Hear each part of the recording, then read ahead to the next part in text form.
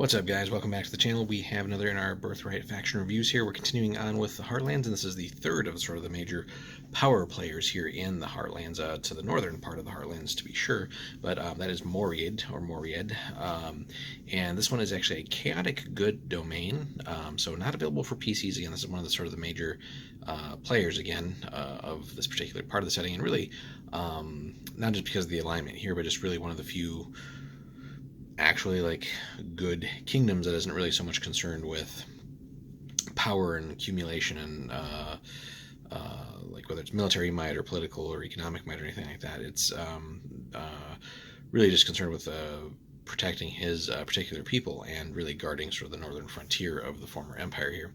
So as we saw with Gore previously, basically 10 provinces. It's a pretty sizable domain, but unlike pretty much all of his neighbors, he doesn't, like, again, it says here, use his power to bully his neighbors or anything like that. Basically just letting his people sort of live in peace and harmony as much as they possibly can. So by and large, it's not overly settled. As you can see, most of the provinces are 2 or 3. Still a lot of magical potential there. He does have 1-4 in Brynor or Bernor, and then the capital province Beveldruor is actually a 6, while still maintaining some magic there. On the law side, it's kind of complicated. So he does control a lot of the law in his country, but as you can see, pretty much none of the provinces are maxed out. And we'll talk about that in a second. But then he's got some competition from Gore in the south, who's actually managed to get some holdings and actually runs or has all of the law in Mesalar there, and Mhoried basically just has a level 0 there. So there's a lot of conflict sort of on the surface, but also beneath that between these two. The temple side's pretty complicated too. So there's a split there 3 different ways. We'll talk about that. The guild situation's equally complicated there, and by and large, his own wizard here, Regian, runs most of the magic in here, but the sword mage from Gore does have some holdings too, and that again just kind of adds to that ongoing conflict between Mhoried and Gore. So on the law side, he doesn't believe in holding law against his people. He uses the regency from his law holdings and other ventures to repel those who would gain law here. He has not been entirely successful, however, as Gavin Tail of Gore has gained some law holdings in Mhoried, and again basically outright has the law in one of the provinces, so that's definitely going to lead to some issues there, and might be a sort of trigger for like open conflict here, especially if Gore tries to then gain control of that province fully. On the temple side, as it says, or as we saw up above, 3 temples struggle for dominance. Halen's Aegis, the Militant Order of Kurakin, which again is big in Gore, so that's got quite a bit of overlap between the 2 domains there, and again could be a source for ongoing conflict. And then the Oaken Grove of Eric clash over the spirits of the Morians. So and again, the Oaken Grove, there's more sort of focus with nature and maintaining that, and so on and so forth. The guild situation there, you have Morel Lanneman, level 4 thief, pretty solid bloodline. The dominant guilder also uses his profits to aid the kingdom. The Moor does have small holdings in the guild too. However, then Galen Thuriad from Dosone, which is much further in the north, we'll get to that in a little bit later series, holds power in the northern provinces, and Gorian Hiriel from Gore works trade magic near the town of Ryumash in the province of Tenarian. So there's a lot going on there, and again, just the fact that his neighbor to the south, again, Gore, has influence here in many different ways, whether it's overtly with the law or somewhat covertly via temple, guild, and sources there. So there's definitely a lot of back and forth between the 2. And then finally, on the sources side, the Moor's advisor, Regian, who's a level 6 wizard, which is pretty solid, and a pretty good bloodline here, chaotic neutral, holds most of the magic in Mhoried and spends all his time protecting the land against possible hostile sorcery. But as we see, the sword mage does have some holdings as well. And however, here's the sort of Achilles heel, which again, players wouldn't necessarily be aware of this immediately, but is something that could be an issue, and certainly a very interesting adventure hook. However, he can be bought, and that's never a good thing with your court wizard, right? A weakness that the Moor's enemies would or could exploit if only they knew it. So, and to the degree or what degree the Moor is aware of that is also up for debate. But again, that could be a very interesting plot hook to sink in to there. So pretty interesting domain too. So a fair bit of regency generated and accumulated. And a decent little treasury, but nothing extensive there, and that's really a reflection of the sort of lack of development in the country, the various guild situations, not all of that necessarily coming into him with his sort of lack of laws and just rule in that sense. He doesn't have as much income coming in as he really probably needs to. The hands-off approach is nice, but at the same time, he's got very real threats. And by and large, most of his extra available treasury here in the domain is going to feed the army and fund the army, and sort of deal with other threats there. Speaking of which, the army consists of hardy folk eager to serve their homeland. All who serve in this region's forces are volunteers. Most end their service well trained with a suit of armor and a good weapon.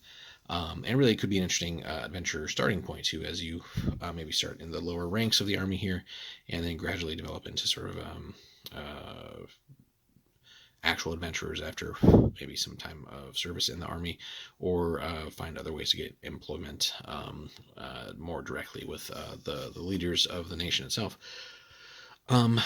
In light of the clear benefits of military service, all the levies, the more races gain the status of irregulars, which is pretty cool. So, he certainly has some capital to spend if he were to be invaded by, let's say, Gore to the south or other things, and just being able to raise levies or units at the cost of levies, but really bumping them up to irregulars, which again still isn't great, but certainly better than levies, is a pretty cool status. All the troops there call themselves Guardians as they guard the Heartlands against invasion from the north, and it's said that once they even repelled the Gorgon himself. And repelled probably just barely, just because again, when we finally review the Gorgon's domains and just the sheer amount of stuff available to them or to him, it's pretty crazy. So at best, really, the Moor's a good speed bump, but really, if the Gorgon wanted to, could wipe any one domain off the map here. But anyway, pretty solid army. Again, not as big as Gore or Avenil by any means, but again, could really raise a fair bit of levies / irregulars to make up for that, at least initially, until other units could be trained up. So 4 units of archers, 3 cavalry, 3 elite infantry, 2 units of knights, and then 3 units of pikemen. So the bulk of the army stays in the northern provinces, warding against invasion from Marka, Zor, and the Gorgon. The cavalry, however, and 2 units each of archers and pikemen remain in the south to watch Gore's armies. So there is that. And then the regent himself, so Derek Mhoried, level 7 ranger, chaotic good, really good bloodline, wards the kingdom of Mhoried, descended directly from Indira Mhoried, the woman who received this domain from the hands of Roll, the second Roll, the former royal family of the empire here. The Moor takes his responsibility to the land pretty seriously. So though some say another of his ancestors was the son of the emperor, even the regent himself discounts that story. But again, could be something that gets brought up and becomes an adventure hook there. Apparently, the crusty old woodsman has no interest in the Iron Throne, and that's really what kind of makes him one of the oddities here of all these domains that we're covering. Whereas all of them are kind of vying for power, wealth, and in many ways the Iron Throne as well. He just doesn't seem to care, at least not anymore. He just wants to rule his domain, keep everybody safe, and kind of hope that his neighbors kind of keep their affairs out of his as well. This conscientious ruler tries to ensure that his laws don't interfere with his people living free and happy. He taxes them only to maintain the kingdom and levies only the laws that the people themselves demand, and most demand none. His policy of lenience allows him to concentrate on military strategy to safeguard the lives of his people, and his years of planning have made him a military genius. So despite sort of the rather, not small, but certainly not, again, the largest of armies here, as a DM, and really if you were having any aspirations of invading this country, so it should be exceedingly difficult for you to really outright defeat him without serious work beyond what is just sort of on paper here. So the Moor, again, should be at many stages be able to outwit you and maybe out strategize you if that were to come to bear, and should be something that could be witnessed to if you're not necessarily near his domain, but if you see him in conflict or something like that, that could be something that is brought up and played out in a campaign. So depending again on which version of Birthright you're playing, whether you're ruling domains in in and around this area, and the Heartlands, or any connected areas. So that should be something that is certainly played out from the DM's part there. Um, and again, if you were just actually playing the adventuring, just regular D&D essentially, but in the setting, could be something that you would witness firsthand and be part of if you were adventurers in the service of the Moor himself.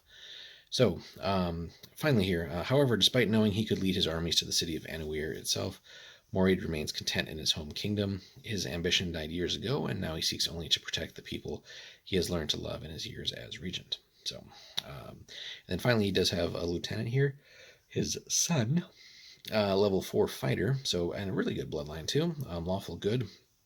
So, son and heir of the Moor, studies the ways of rulership at his father's hand, but before he can learn what it truly means to be a ruler, he must master the responsibilities of a lieutenant, handling issues for his father there. So, and again, because anytime a family member is one of your lieutenants, that is always also a point of weakness, whether it's their lack of experience just yet, or the fact that, again, given a setting in a sort of system like that where, either the capture or killing or attack on a family member could be a very real thing, especially ones in sort of the public eye like that.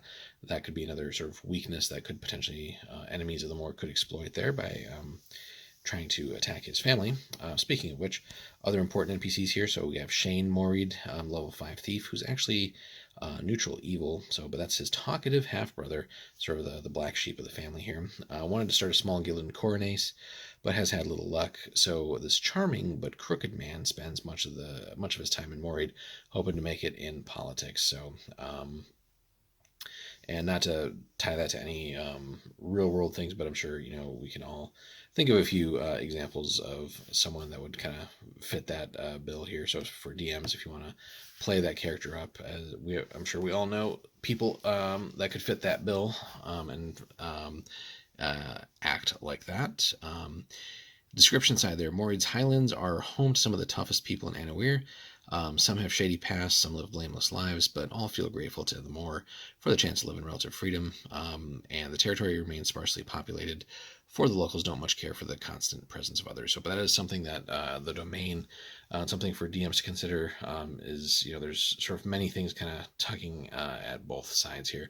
So again, he's got Gore to the south, but he's also kind of like the protector, sort of the first in line should the Gorgon and any of his allied nations kind of decide to rampage south. So, and he could probably expect help from others there because they probably don't want the Gorgon's armies reaching their domains. So he does have some flexibility there, but at some point his desire for letting his people kind of be in peace needs to sort of meet with the hard reality of Gore has influence in some of his provinces. Not just via the law, but again, the temple situation could be something that gets exploited there, as are the guilds, and the sort of the compromised, the ability to compromise his wizard potentially. So there are some real things that really at some point need to be solved, and whether he does it or eventually his son. But and some of these provinces, while the people might not want things to get too overly settled, on the other hand, there needs to be sort of a better economic pipeline or system built up here, just so that more wealth can kind of flow into the coffers of the kingdom here to sort of raise it up, and if not necessarily just to expand the army, but work on other things that can pay dividends there too. So the capital itself is pretty interesting here. So is the fortress Beveldroor, or Shieldhaven, lies in the province of the same name, surrounded by the largest forest in the Heartlands. Its central location in the kingdom means the Guardians can reach a problem anywhere in the domain with all possible hastes, and its strategic importance requires invaders to take it in order to hold the province. But first they have to find it, because it's basically in the middle of this forest, and that's where the Guardians have really dispatched enemies prior to that. So, and something that could be an interesting point of negotiation if the Moor were to really seek or cultivate any allies, maintaining that forest could be something to sort of potentially appease the nearby Elven kingdom. somewhat, and if not an alliance with them, which might be a bit far-fetched, at least initially, something that they could potentially agree on is that since Mark Azor is kind of in the middle of the two, perhaps to strike out against some of those southern provinces there and maybe weaken that. But of course, that would draw a response from the Gorgon pretty quickly too. Trade goods, so surrounded by rivers, basically the people of the nation there have learned to depend on them for both sustenance and export. So you have freshwater fish, game from trappers and hunters, crops by the freesteaders, wool and mutton from the shepherds, and Mhoried are the chief exports here. So pretty solid there. But again, a lot of that will depend on the river, and as things get downriver, you have other nations, of course, that will be involved there too. Allies, nominal allies, really. So the tiny northern domain of Cariel has gone out of its way to stay on the best of terms with Mhoried, but again, we see that at least on the surface there, the power may seem to be with the Count here, Antir Gladnell, but really once we get to Cariel, you'll see that there's other things, other people sort of running the show there. However, and the reason for this little alliance here is basically since Mhoried remains the only defender of the trade routes that can access Cariel from the south, the Count there does pay Mhoried a bit of a tribute. So, and that's really something that could be, all kinds of adventures could be taking place around there. And there is actually a published one that takes place in the border area there, which we'll get to at some point as well, but a really fun one too. Enemies. So Mhoried and Gore, again, we've mentioned that throughout the video here, basically at the best of times uneasy neighbors, but the Moor does try to sort of restrain the leader of Gore's sort of power and land-hungry tendencies without trying to anger him enough to invade. But again, like we said, the Gavin Tail there has a full province under his control as far as the law goes. So in some ways, that's kind of already in progress, just not maybe overtly with military forces yet. So that's really your prime human enemy, as the non-humans to the north and northeast, northwest are a little bit minor by comparison. As we saw here, other enemies include the Five Peaks, which again isn't one single domain, just multiple sort of smaller lawless regions. And then Mark Azor really is probably the other main threat. So both flank Mhoried and both repeatedly harbor armies that later march into Mhoried. Though they've learned to regret their ways, basically it happens every few years. So ongoing threats, but really, again, figuring out some sort of immediate and long-term solution for Gore is, I think, first and foremost, and that's really where the bulk of your attention would be lying, and really is what I think would be reflected in a campaign, depending on what the DM is running and what version or what way you guys are choosing to play Birthright. So finally, special conditions here. One needs to know only a few laws in Mhoried. Most of them seem like common sense, boiling down to essentially one rule. Do anything you please as long as it doesn't hurt someone else. But again, that can be interpreted in many different ways. Also, the Moor has made it illegal to harbor or consort with humanoids unless they've proven to have renounced the ways of evil. So that's something to certainly consider, depending on, again, if you're just adventuring in general in Mhoried and have a bit of a diverse adventuring group there. So, anything that is anybody that isn't human is going to have to be cognizant of that, especially if you were coming in from a different domain and maybe weren't aware of that. That could lead to some potential misunderstandings, and you wouldn't want to start off your travels in Mhoried on a bad foot, or potentially being viewed as outlaws because of something that happened. So overall, a fun domain. Would be fun again if it were actually available for PCs here, but it's a great one to sort of have and sort of stand again in contrast to pretty much all the other domains that are greedy and power hungry. There are a few out there that are also pretty decent, but really the Moor sort of stands as a shining example of a good ruler who puts his people first, just and is again, a military genius, as it's described, is just some of his potential policies and